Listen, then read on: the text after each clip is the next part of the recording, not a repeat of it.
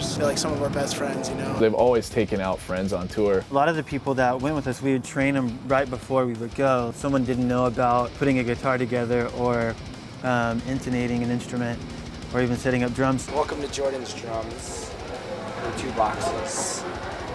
Fun. It was a whole bunch of people who didn't know what they were doing, and they got thrown in, and it was fun. It was a good experience. It usually starts with guys that are kind of in between jobs back home, and they're kind of like, you know, I could enjoy going out on the road for a couple months, you know? So it was just like a big family, you know? That's where I text you later.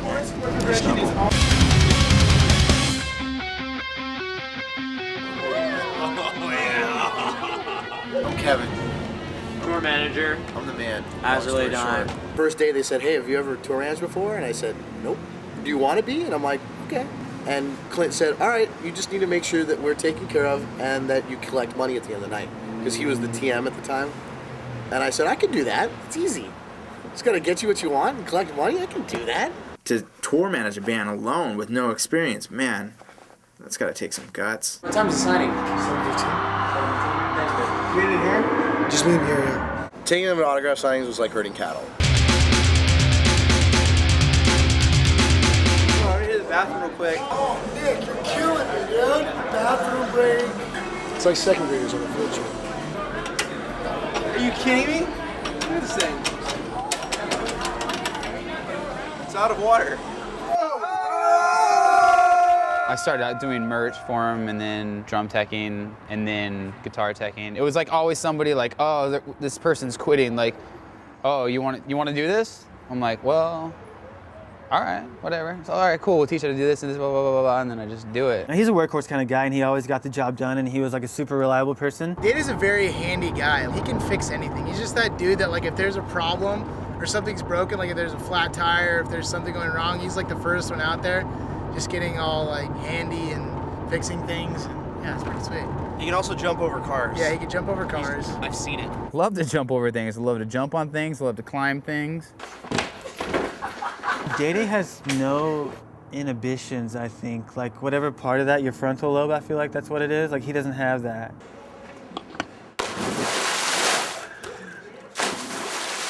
All the crew guys, they were the best. They have the most fun. What's up, I'm Matt, and this is my favorite thing ever. Oh, yeah! Dance party night.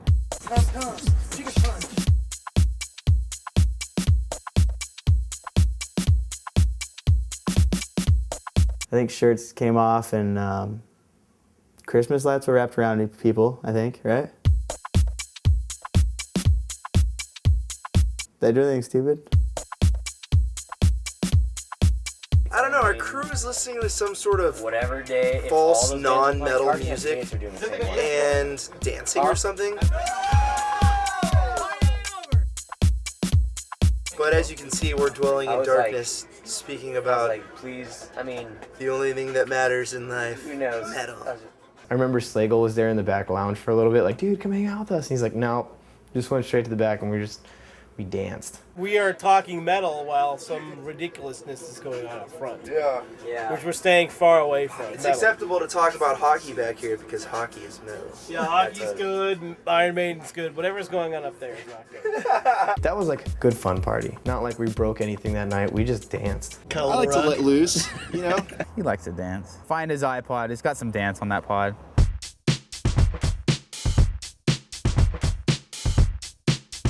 He's my dancing guru. Okay, so it's.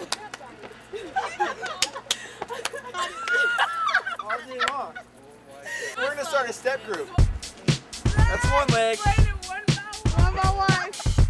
Running man. No, it's like, I'm feeling this. You ever go to a club and you want to impress somebody? You can bust this move. Tim hates dancing, so when there were dance parties, the crew guys, they'd always go dance with me. Come on, dance party, guys. Let's start a dance party. Hey, we don't even need music. Let's go. Dudes. Are you kidding me? This is just another day on tour. Hey, Rio, make me some coffee. Matt and Mike are the 2 best people on the bus to watch fight. It happens sometimes, like we'll get in huge fights where we're just so mad at each other. I will fight you with I don't bananas. bite. Mike, you're ruining it for everyone. What are you trying to do right now? We're all part of a team. What are you gonna do right now? Dude, I'm gonna freaking hit some people with some water balloons. Hold on.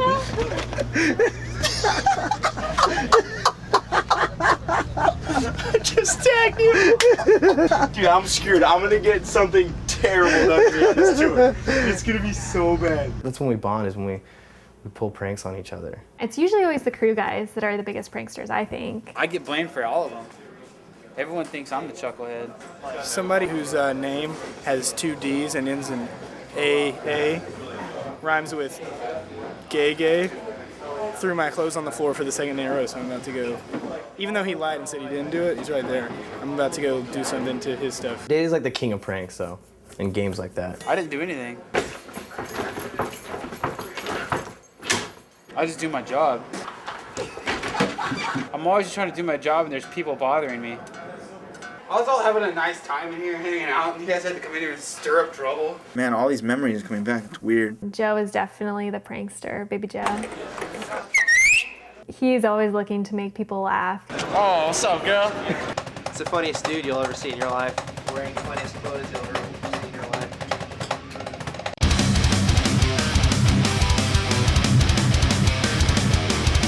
For what he may have lacked in guitar teching wizardry, he made up for in morale boosting. Morale boosting. Joe! Having Baby Joe be a part of our crew was such a relief, I felt like. They really brought it all together and made it fun.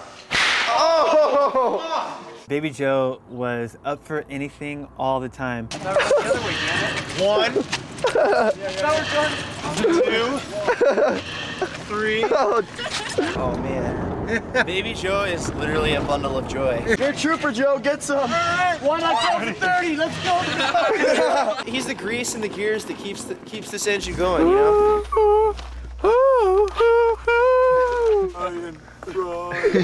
You're so weird. Wasn't I like calling him Cupcake or what was it? That we used to, Cream Puff. Cream Puff. Yeah. I saw Joe in there. He's got all sorts of long hair. Yeah. Looking good. Yeah. Wait, his new name is Cream Puff. Cream? Why? Because his nickname, because he's packed on a few pounds. And so I was telling everyone that Joe's name was Cream Puff, and they're like, "Ah, that's a funny nickname." So then everyone was calling him Cream Puff, and he's getting like super bummed. It's not Cream Puff. He's a little rough around the edges. Like call him Cream Puff and try and grab his chub. Do it. It's alright. It makes his day. It makes his day. Oh! Yes. Yeah, that pretty much scarred me for life, Nick. After that, I became anorexic. See a little crack action, dude. If he was bending down or crouching, you could expect to see it. As long as I've known him, that's been kind of his trademark, the seal of the Cream Puff. He opts not to wear, Pretty much whatever you see right not to wear underwear on many occasions. He eventually started wearing manties, like those little bitty underwear with no waistband. It's a little special edition. For Ozfest, I used to wear mesh shorts, and I didn't have anything to hook my keys to. I can't even tell you how many times I've seen him in his G-string. It's pretty gross, actually. But it's funny. Like what? Dang it. I was trying to pull him up for you. I need to get suspenders, but I don't know. Baby Joe had the worst smelling feet of anybody we've ever known. It's working man's feet right there. Guys probably wouldn't know. Somebody out there believes their feet smell worse than Baby Joe. I would recommend a competition. Look at how gross that is, dude. Let me clean your feet, please. Let's get it off. Every tour he dressed up as something different. I think one tour he was an Indian the whole time. With like a freaking poncho and like different dream catcher hanging from each loop. That's how I roll. I don't care. Got my braid going on. And then the next tour, I think he was a b-boy with the whole like posing thing. I remember I went through so many different phases. People are just looking at you like, what is this guy doing? Like this crazy Mexican guy. You have to untuck that, dude. Baby Joe and I decided to get grills. Mine said liar on there because Andy Williams from Every Time I Die gave me his nickname, Joe the Liar. These big, huge gangster guys were looking at me and I thought I'd be funny and like smile at them with it, you know, like check out my grill. But they're like, man, that's not funny. And like the bartender told me I had to get out of the bar or else I was gonna get killed. Joe's like 5 feet tall at best, and he would like start climbing up on the bunks and just like trying to hammer me. He's gonna get it. Kevin's on the top bunk. Baby Joe's jumping up, leaping off of one bunk to the next bunk to kick Kevin. Falling down on the floor. Doesn't faze him. Jumps back up. Bam, bam, bam. Falls back down on his back. Every time he would try to get up, I would just push him with my hand and he would just slam onto the ground. He would just hammer me and hammer me. Nothing happened to Kevin. It's all Baby Joe getting hurt. And he was the one trying to fight somebody else. He just killed me. I'm a bruise right here. Here. You're definitely gonna wake up in a lot of pain tomorrow, Joe. I am, and right here. It hurts so bad. This is my burrito. It's my burrito, and right here. Joe is an idiot. I gave that guy probably the most crap he's ever gotten in his whole life. If we're bored and we want to mess with someone, Kevin was like always the first pick. Tell the camera what you're gonna do to Kevin. You're gonna punish him? Kevin, what time's load-in? Same time as every other day. Kevin. What? Dude, come on. Hey, Kevin, what's going on with the monitors? Man, I don't know how that guy didn't have like a stroke or something. Just follow me around for a day. That'll be funny enough for everything on the DVD. Kevin Frankwees Puig. We used to call him Frank the Tank. Frankwees the Tankwees! Kevin is the law. I'm the law. I'm the law. I've got Kevin stories for days. It's like you always got to have that one person, you know, that you pick on. Kevin, where the hell's my pizza? Kevin, where's my buyout? Kevin, where's my PDs? Kevin, where the hell's my Kevin, where's my coffee? You should seriously be driving a van, like behind the bus. You should just be tailing us. There's a lot of crappy things and they're all usually towards me. All of them. Every single one. Some people would say we put Kevin through hell, but I would say that a lot of times Kevin put himself through hell. Yeah. Agreed. Oh man, that guy was a mess. Get your butt up. Get up, fool. Shut up. You're about to see a tour manager that is hard at work right now. This is the person that we trust to manage us, manage our crew, and manage the money. Counting it and is just passed out asleep. And I'm like, dude, of course. Like, let's punish him.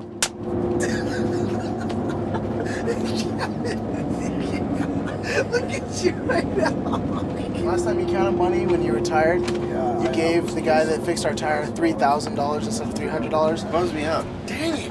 When he was sleeping, we'd tape his bunk up. It started off, you know, it was just like the first few times we did just like a couple pieces of electrical tape across the bunk so he couldn't get out. Then we got really good at it and got to the point where like we would do all the gaff tape and electrical tape and we'd laugh and we just decided it wasn't enough. So we would take individual sheets of paper and make a full tape wall. It was so good that he couldn't get out of it without punching a hole. You can just hear like and like a little hand would burst through. He was like a chicken being born or something, cracking out of the shell, just all sweaty and gross, like breaking through this white paper. He would snore really bad, and he fell asleep in the front lounge, and they put Twinkie in his mouth. Vested interest in making sure. For those wondering why the face. Season finale premieres this Well, I just wanted to say thanks, so I baked you my famous apple crumb. Or since he fell asleep in the front lounge instead of in his bunk where people are supposed to sleep, we would put things in his bunk. One time Tim put an entire small tree, like a little bit smaller than this tree here actually, into Kevin, our tour manager's bunk. There's just leaves and branches and crap everywhere. I found leaves for the next 2 weeks. One time we put a ladder, street cones, hand sanitizer, hand lotion, Cheerios, conditioner. You know, stuff like that. All true stories.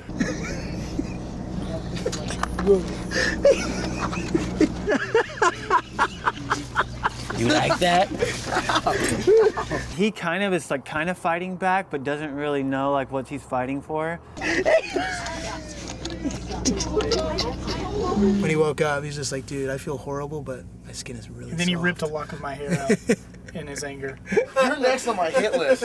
He actually broke the back lounge door because he just got fed up and got out of his bunk and charged after one of us. Was it? It was Josh. Yeah, it was me. It was me and Jordan because we were the ones getting the hand lotion. yeah. Like, I'm gonna restrain myself from beating you senseless just for 5 minutes.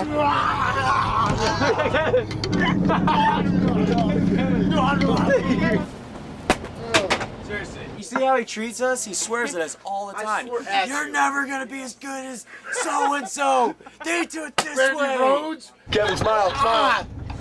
You picked him up! Oh! I'm the best in my Oh, God. I'm It's so good! You're not gonna beat me again. Please don't beat me. Look what Kevin makes me do. Work. Cracked the whip. So many people took it so far and over the line with him. You want to watch me dress? Is that cool with you, man?